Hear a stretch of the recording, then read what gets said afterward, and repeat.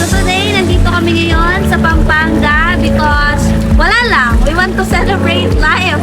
We want to celebrate the freedom. We want to celebrate the success that we have. So right now, meron akong konting tips na ibibigay sa'yo. Kung gusto mo maging, or kung gusto mong may ma-achieve ka sa life, or gusto mong maging, makinig ka daw sa naging.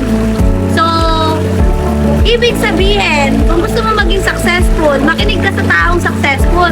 Kung gusto mong magkaroon ng kotse, makinig ka sa mga taong nakakotse. Kung gusto mong maging maganda yung buhay mo, makinig ka sa mga taong maganda yung buhay. So, I am so blessed kasi nasa circle ako na yung pinag-uusapan, pangarap, yung mga tao dito, or yung circle na kinabibilangan ko, nakakotse, yung circle na kinabibilangan ko, mga positibo mag-isip, yung circle na kinabibilangan ko, masaya lang. We don't stick on problem. Of course, we always find solution in every problem. And sobrang blessed kasi naging part ako ng community na to. So, if there's one thing na dapat meron ka, is meron kang circle of friends na iaangat ka pataas. Dapat meron kang circle of friends na makakasama mo sa pagtupad ng pangarap mo. Dapat meron kang circle na they were pushing you to level up in life, or they were pushing you to be the better version of yourself.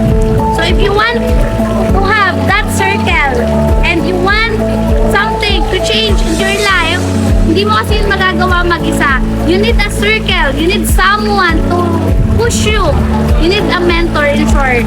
So if you want a community na full of love, happiness, and abundance, the VIP Club is the right opportunity for you.